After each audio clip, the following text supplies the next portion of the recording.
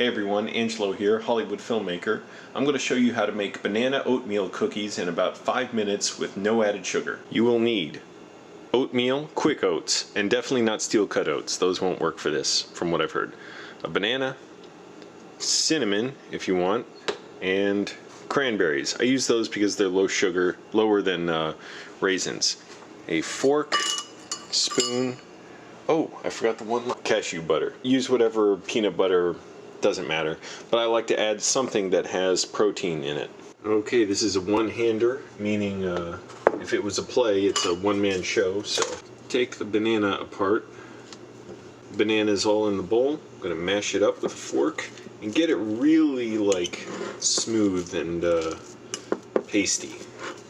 You don't need to add any additional liquid to this. In fact, I've experimented with this. I've found it's preferable not to, because even though I like adding almond milk with like no added sugar to it, the problem is when you heat it up in the microwave, you'll still have wet oatmeal cookies, and then you can't put them in like a sealed container or they'll get really soggy.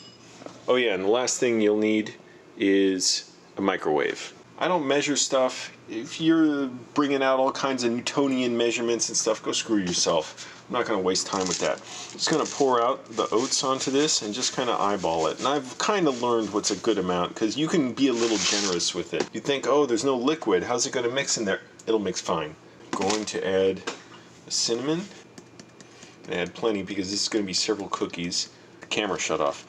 The bananas and cashew butter provide all the moisture you need to bind this together.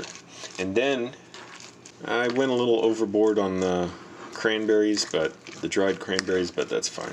As you can see now, it's really absorbing the liquid of the bananas and the cashew butter. Next step, put it on a plate, and you can make whatever shapes you want, but I keep it simple.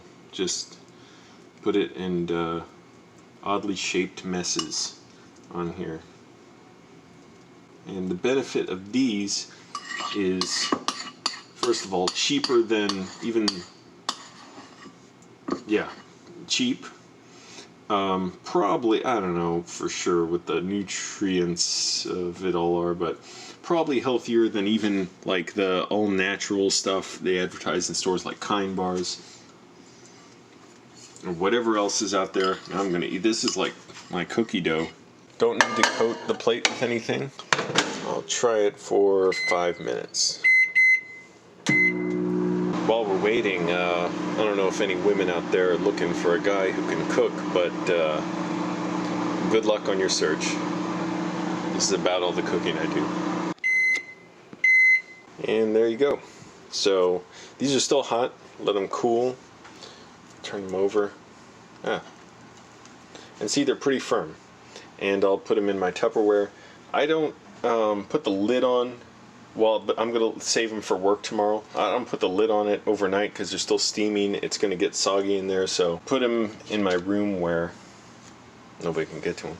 But there are no flies coming around, because flies get in here, or other winged creatures. Ah, that's hot. And there you go. But these are good. A little too many cranberries for my taste, too much sugar, but it's all good. I'll pace myself. And here they are. They're just going to sit here for a while in my room, cool down, and like I said, I'll leave the lid off. I put them on just for a few seconds and already got foggy. I try and leave the lid off them just because there is moisture in them that can make them all soggy, but they're pretty much good to go. I'll save them for tomorrow. I space them out like 2 hours apart. My meal's 2 to 2.5 hours, and I'll have maybe 2 cookies at a time. Actually, today I had 4 at once, but I had barely eaten all day. And anyways, there you go.